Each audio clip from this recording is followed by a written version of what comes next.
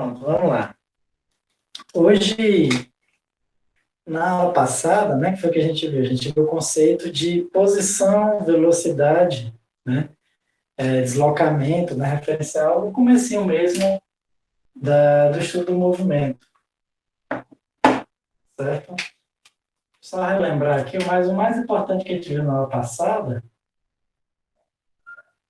é o seguinte, que no movimento em uma dimensão, né, lembrando que a gente está botar aqui um D, uma dimensão, né? A gente está se limitando ao movimento em uma dimensão, né? Então, tem o eixo X, certo?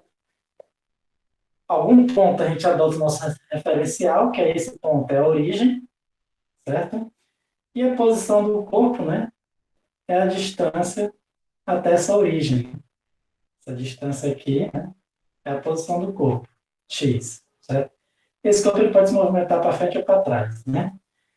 O que a gente viu na aula passada é o seguinte, que o X, ele é uma função do tempo, né? Ou seja, para cada tempo ele tem uma certa posição, né? É assim que a gente estuda, né, o movimento do corpo. E também vimos o seguinte, vimos o conceito de velocidade média, né? Velocidade média seria o deslocamento, né? Então, se o corpo se desloca uma certa distância daqui para cá, por exemplo, né?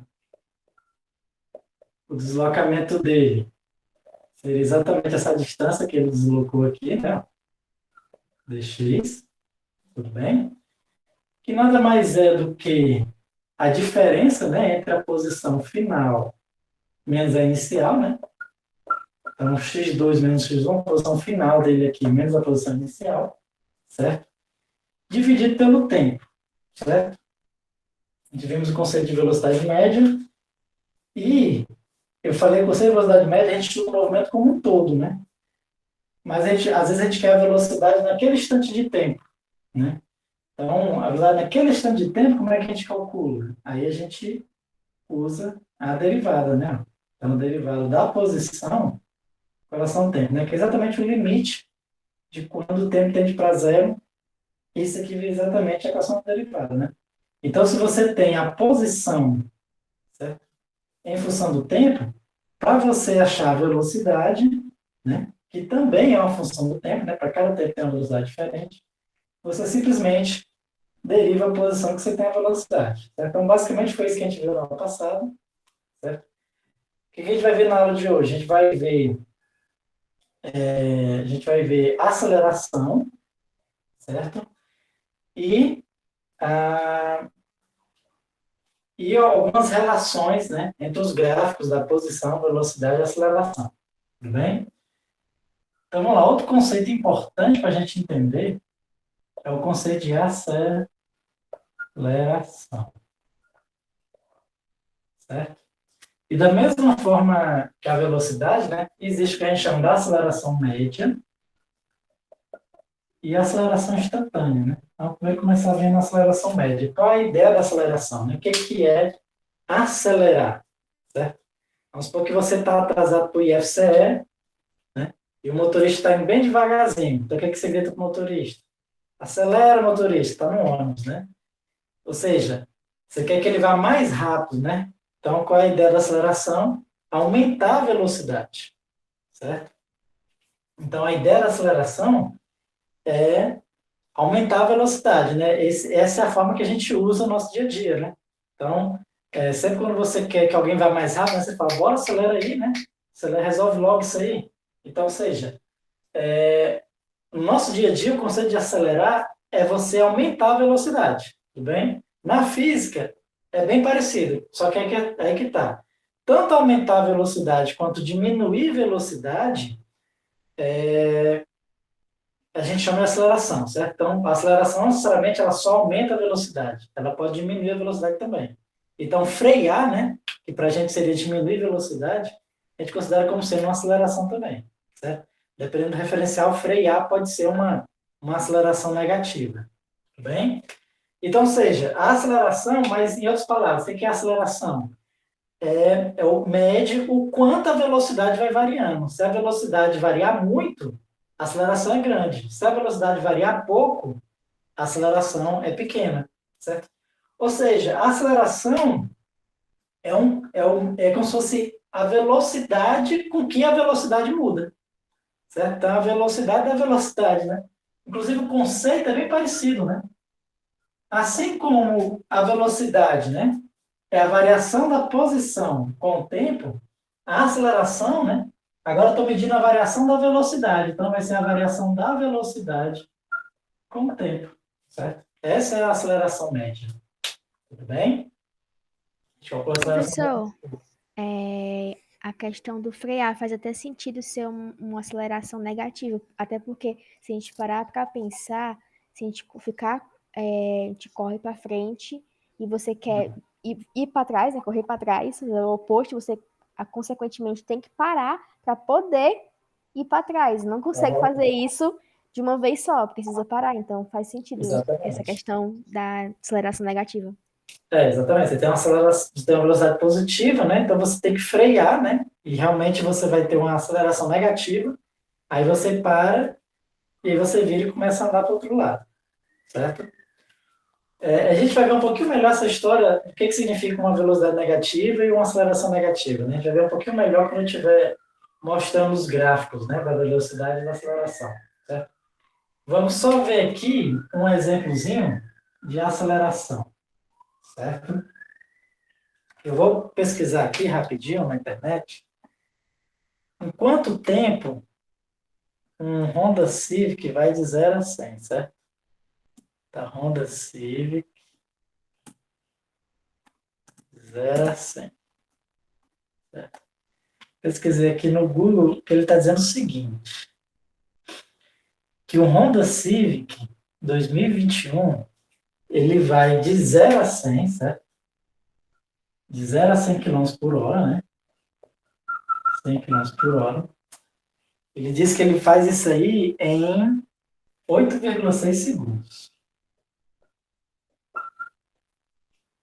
Demora 8 segundos para chegar de 0 a 100 km, né? Um carro impressionantemente rápido, certo? Então vamos calcular a aceleração dele, né? Aceleração média. Aceleração média vai ser o quê?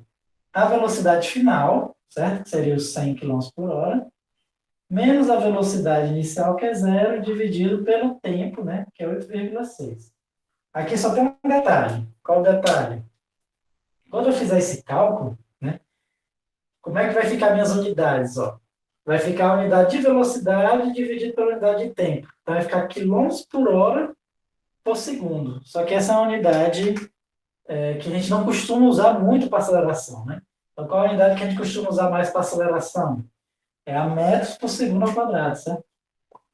Metros por segundo ao quadrado. Ou seja, a gente tem que deixar a velocidade em metros por segundo, né? E o tempo em segundo, para a minha aceleração sair em metros por segundo ao quadrado, certo? Então, eu não posso substituir aqui a minha velocidade por 100, eu tenho que transformar para metros por segundo, certo? Para eu transformar de quilômetros por hora para metros por segundo, basta eu dividir por 3,6, certo? Dividindo por 3,6, deixa eu ver quanto é que vai dar aqui.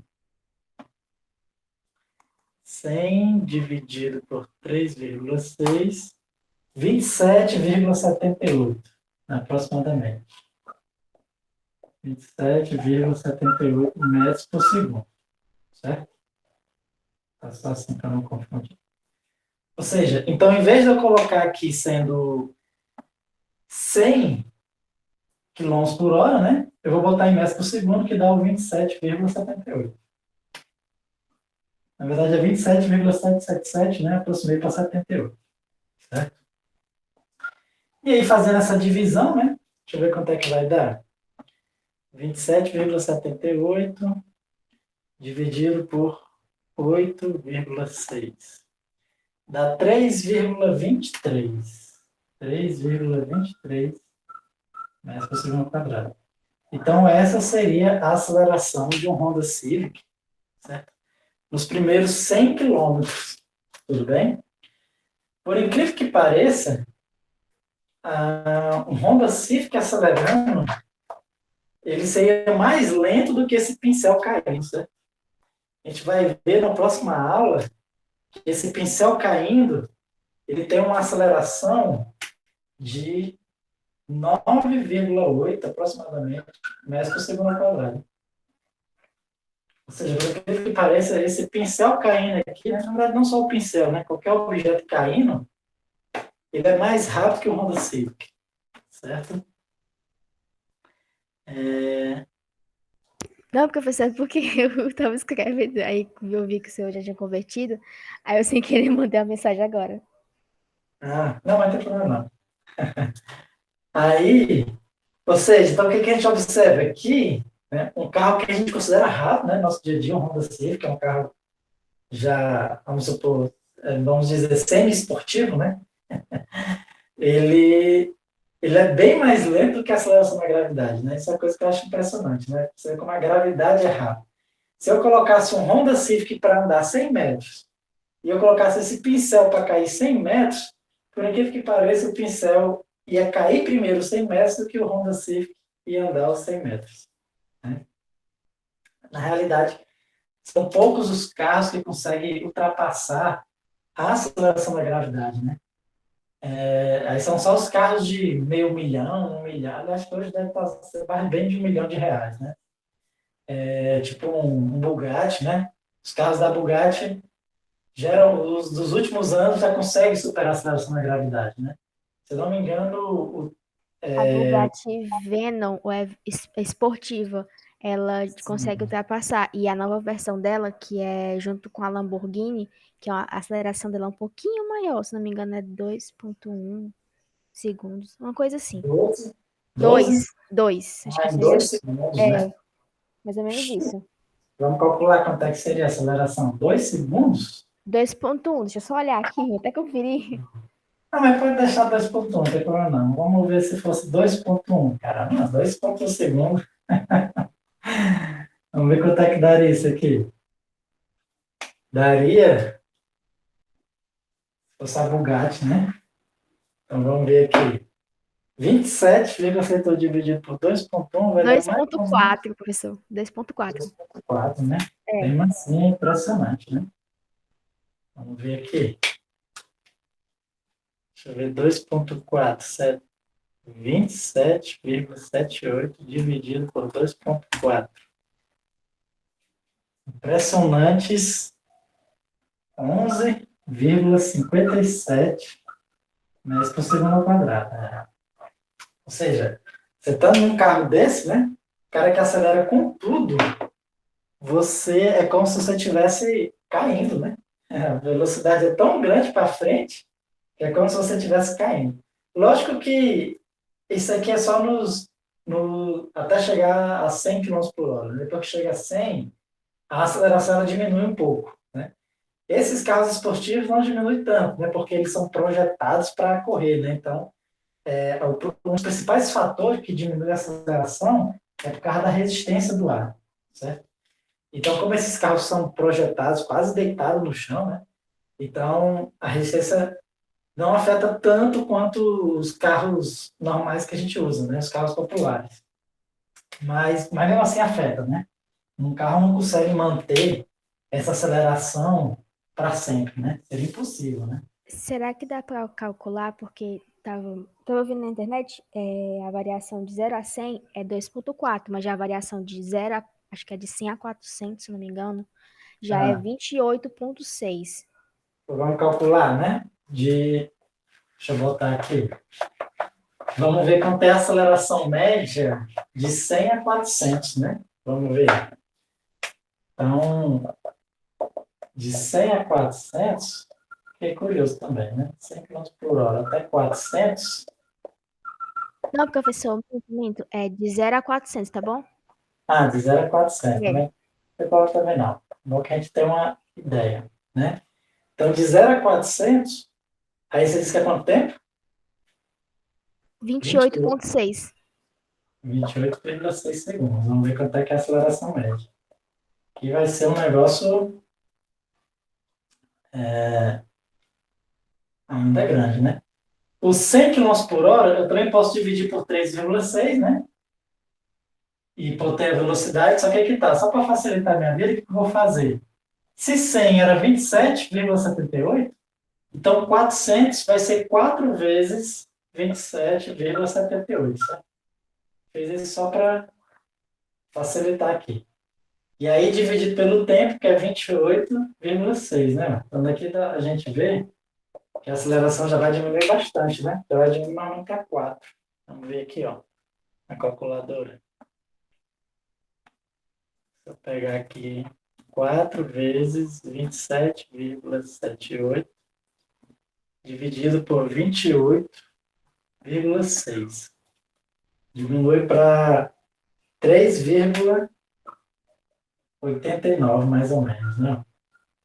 Então, tinha que ser, né? Não tinha como ele manter essa aceleração gigantescamente alta, né? Se ele conseguisse manter, virava uma nave espacial, né?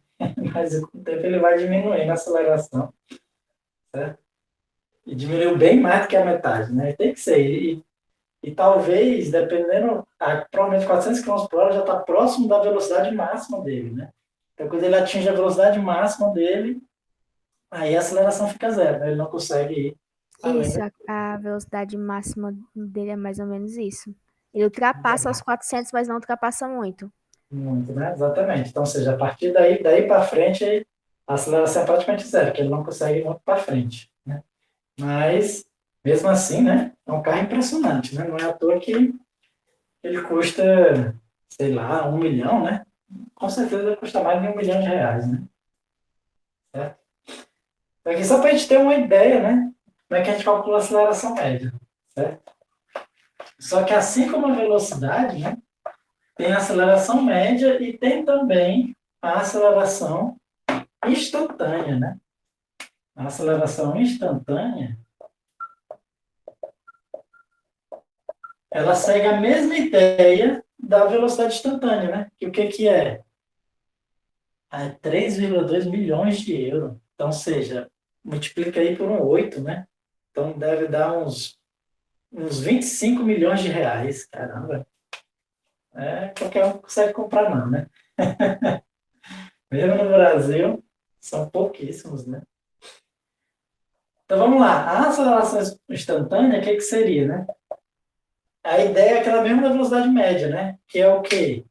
Que você vai calcular a aceleração para tempos cada vez menores, certo? Vai ficar só nos meus sonhos mesmo, né? Eu, na verdade, mesmo se eu tivesse os 25 milhões de reais, eu não sei se eu compraria, não, porque eu não preciso ter um carro tão rápido assim, só se o dia eu quisesse me matar, aí eu tinha um carro desse. Vamos lá, então, a aceleração instantânea, certo?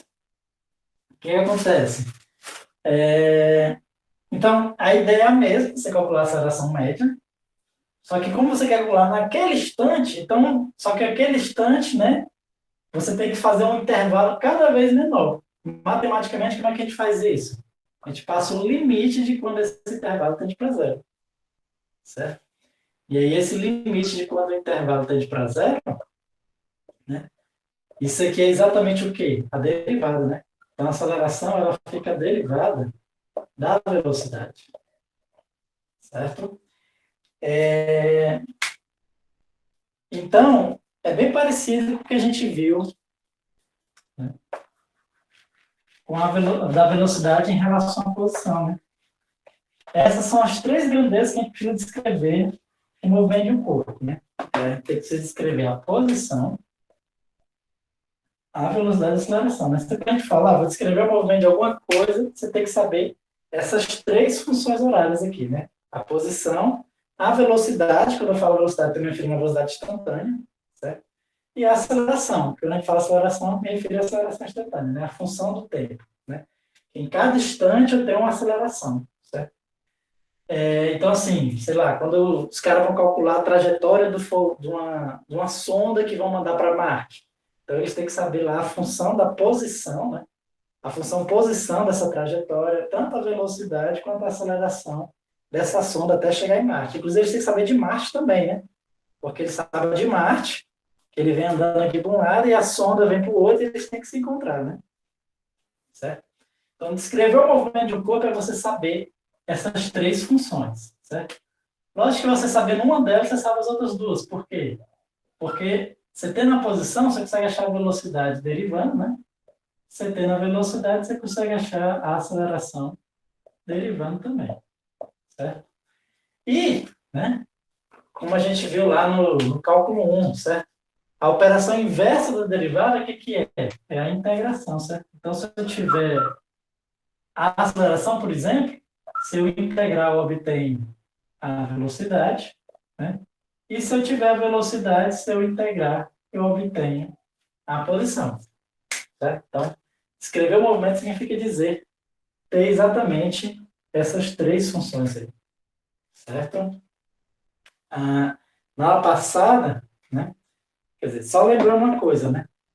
Já que a aceleração é a derivada da velocidade, então a aceleração ela vai ser o quê? A derivada segunda da posição, certo?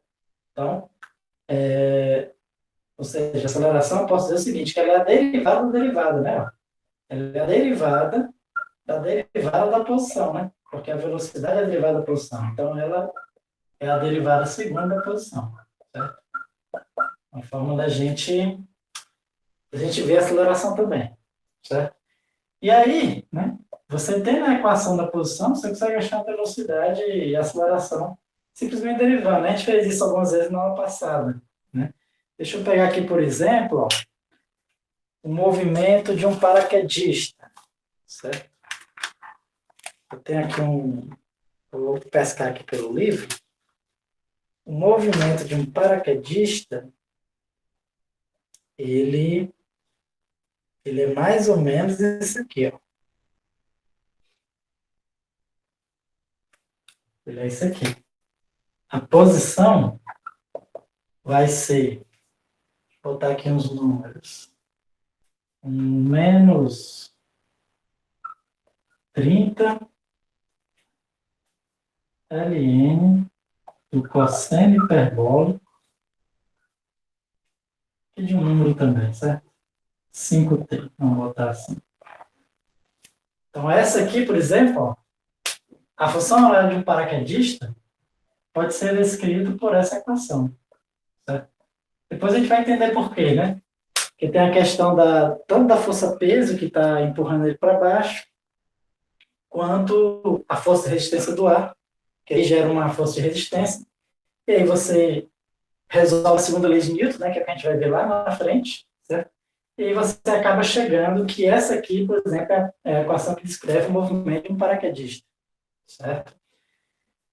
E aí, como eu falei, né, com isso aqui você consegue ver bem direitinho como é o movimento dele. Nesse caso aqui, esse movimento ele foi feito da seguinte forma, né? Essa equação foi escrita da seguinte forma. Foi considerando que o paraquedista, aqui é a posição x, né, como se fosse a altura, certo? E ele sai da posição zero, certo?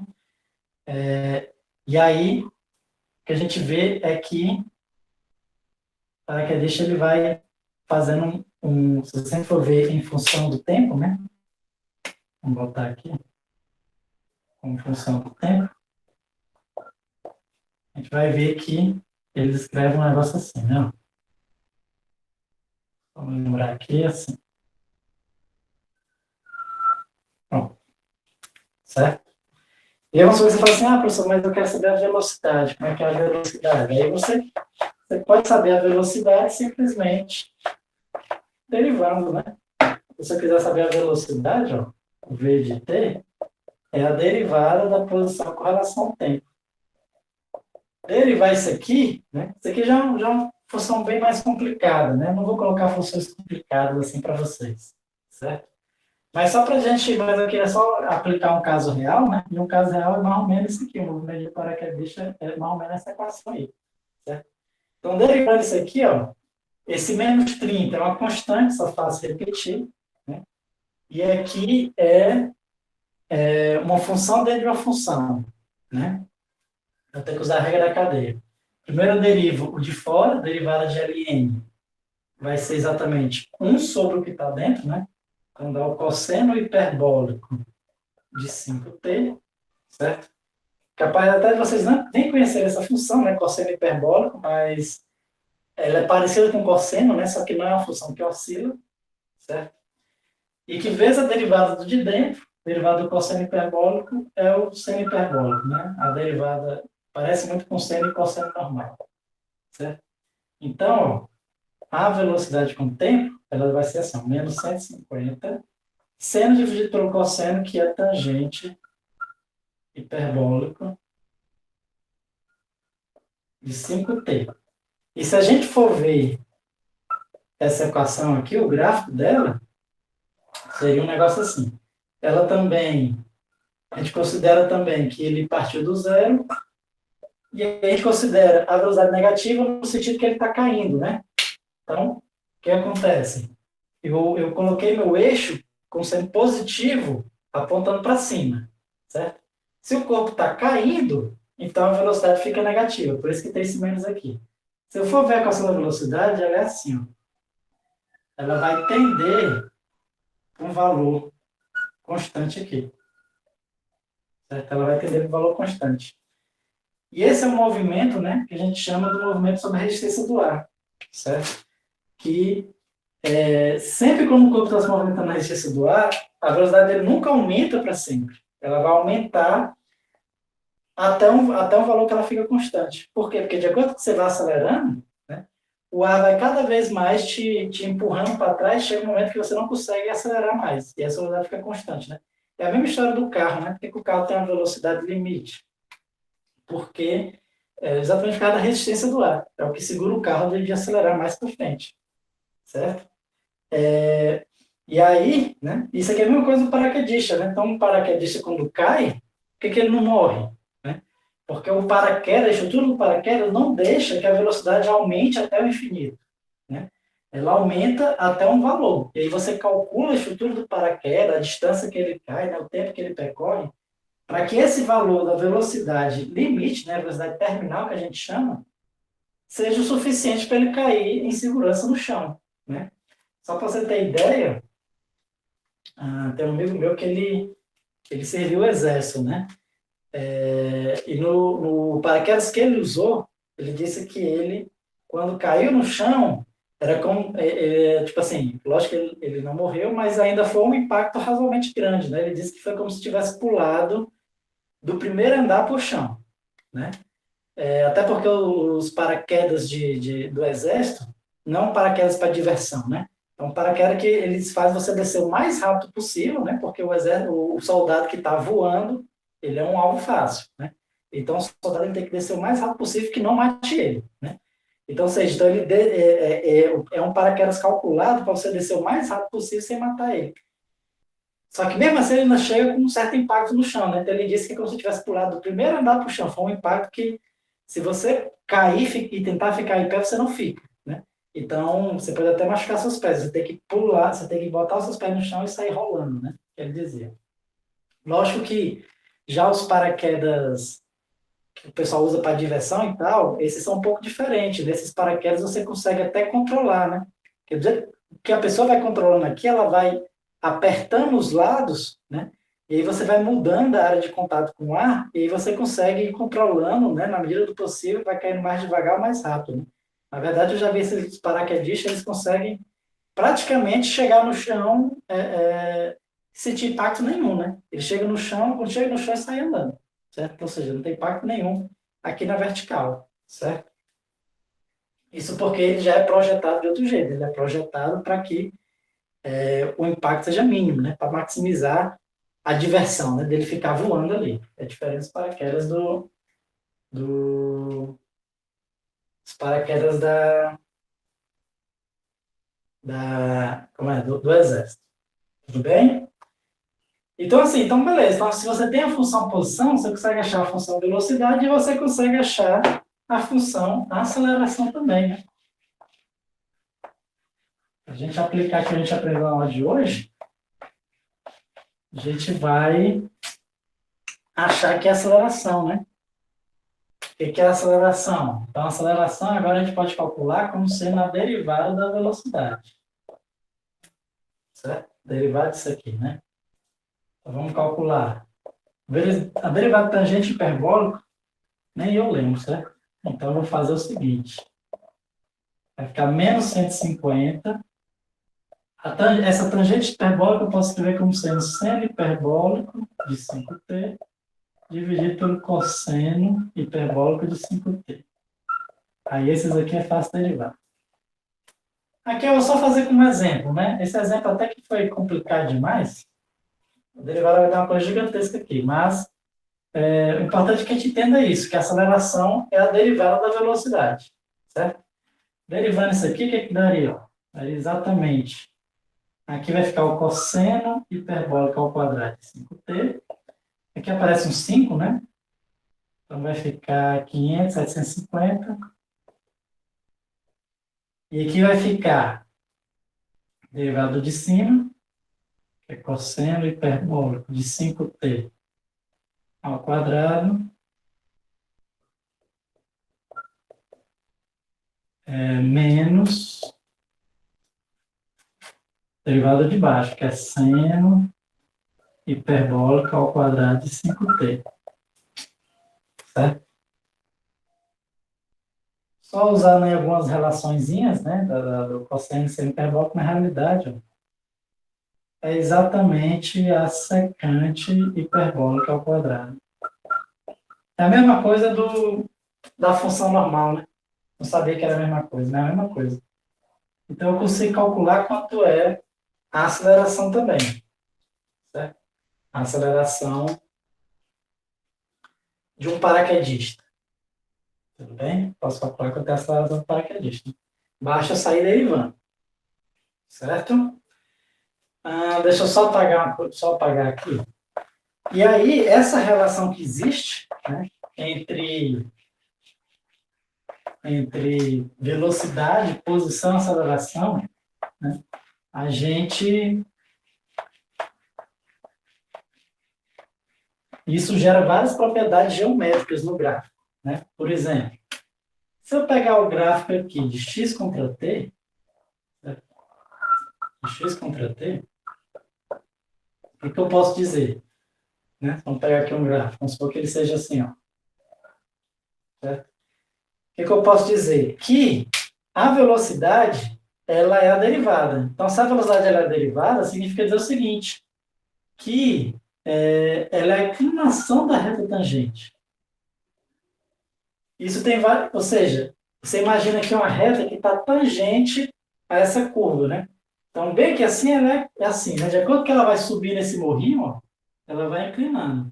Chegar aqui em cima, ó, a inclinação, ela é totalmente na horizontal. Aqui ela desce novamente, aqui, ó, totalmente na horizontal. E aqui, ela fica desse jeito assim, né? Ao longo dela. Tudo bem? Com isso, eu consigo já entender mais ou menos que o meu gráfico da velocidade. Certo? Por quê? Porque a velocidade, ela é a própria derivada, né?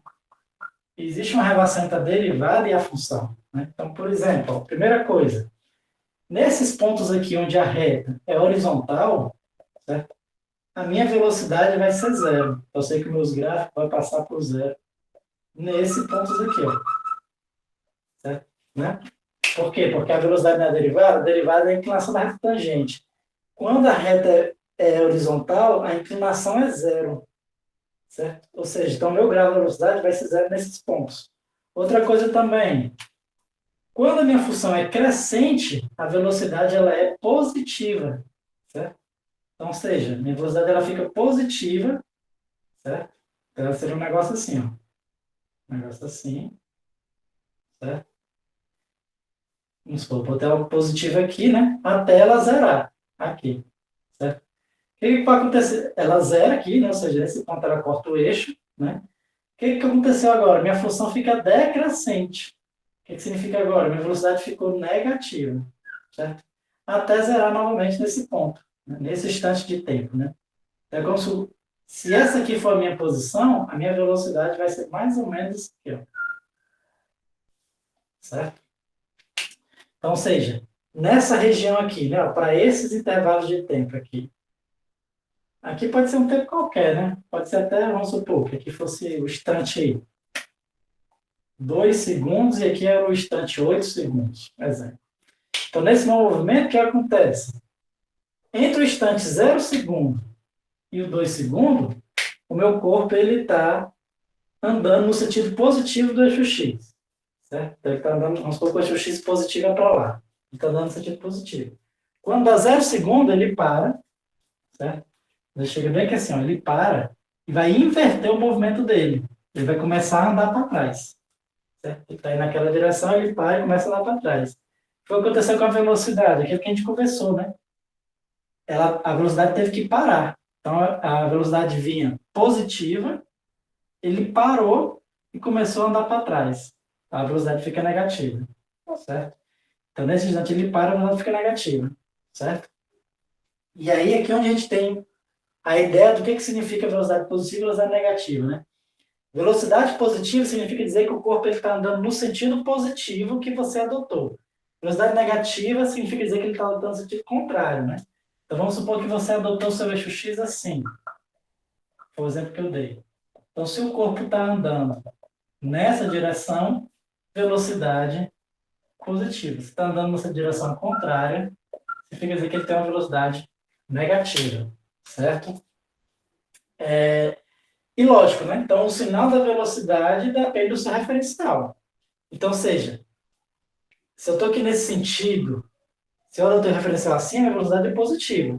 Mas se eu adotei o meu referencial para trás, minha velocidade é negativa, certo? Então, assim, então, o conceito de velocidade positiva ou negativa é só uma descrição matemática, certo? E ela é relativa ao seu referencial, tudo bem? Como você adotou o seu eixo. Se você adotar do jeito contrário, ela pode ficar negativa ou positiva, tudo bem? Então, o sinal da velocidade diz o seguinte, que ela não é uma coisa, não é, digamos assim, a gente costuma falar isso, não é uma coisa real, né? Por que ela não é uma coisa real? Porque depende do seu referencial, né? Então, se você adotar de um jeito, a velocidade tem um sinal. No sentido contrário, ela tem outro sinal, certo? Então, ela só depende da nossa descrição matemática, certo? Então, o sinal da velocidade não é uma coisa real, não é uma coisa que depende da nossa descrição matemática. Tudo bem? Certo? E aí, beleza. Então, a velocidade fica negativa nessa região. Por que, que a velocidade. Porque eu posso ter certeza que a velocidade é negativa? Porque a minha função está decrescendo. A função está caindo aqui, ó, decrescendo. Então, sempre quando a função decresce, a derivada, que é a velocidade, é negativa. Certo? Até ela zerar novamente. Depois que zera novamente, o que aconteceu? A função passou a crescer. A função passou a crescer significa dizer que a velocidade novamente ficou positiva. Então, como foi esse movimento?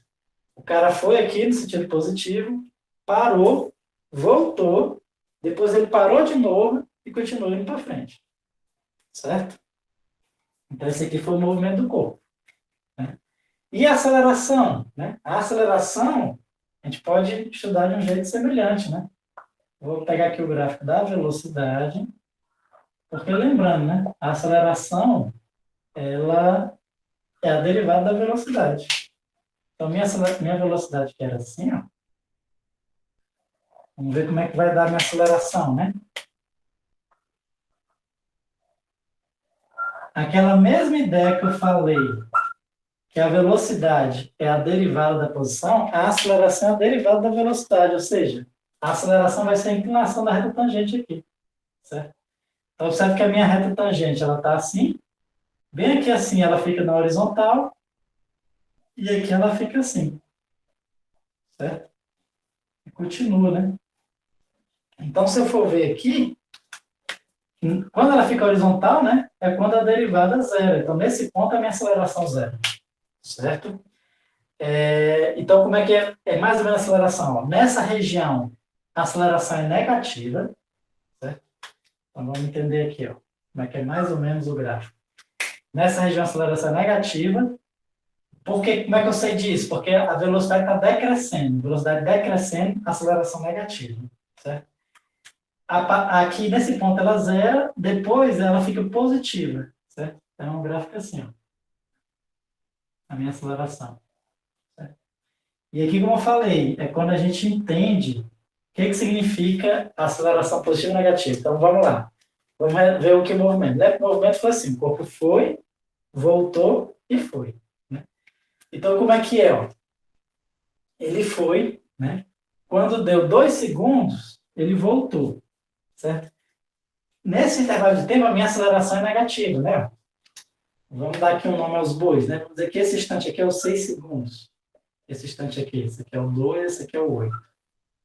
Esse aqui é o 2, esse aqui é o 6, esse aqui é o 8. Certo? Segundos, né? Então esse instante aqui é o 6 segundos. Certo? Então assim, ele foi, né? Está com aceleração negativa, ou seja, está freando. Ele tem uma certa velocidade, mas ele está freando. Certo? Imagina que ele está se arrastando aqui, ele está freando, né? Chegou aqui, mas ele continuou com a aceleração voltando. Então, essa aceleração começa a puxar ele para trás, certo? Até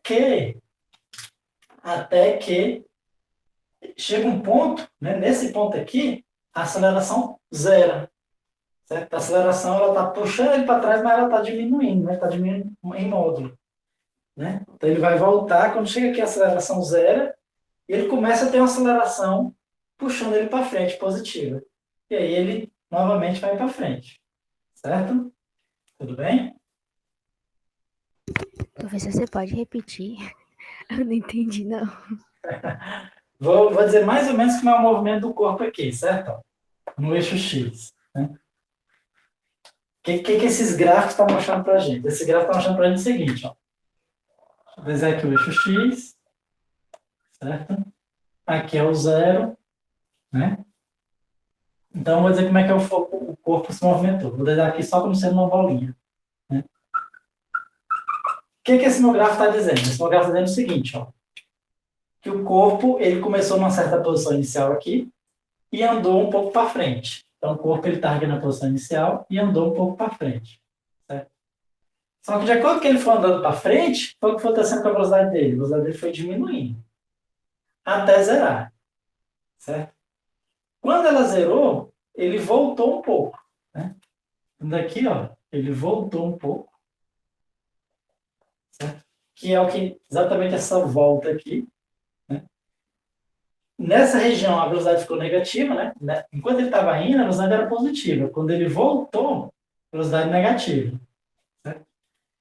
Nessa região, a velocidade negativa, só que a velocidade dela zero novamente. Certo? E aí ele vai para frente. Né? Então, daqui, ele novamente inverte e vai para frente. Certo? Então, na posição, deu para entender o que foi que o corpo fez? Ele foi, voltou e foi de novo. Certo?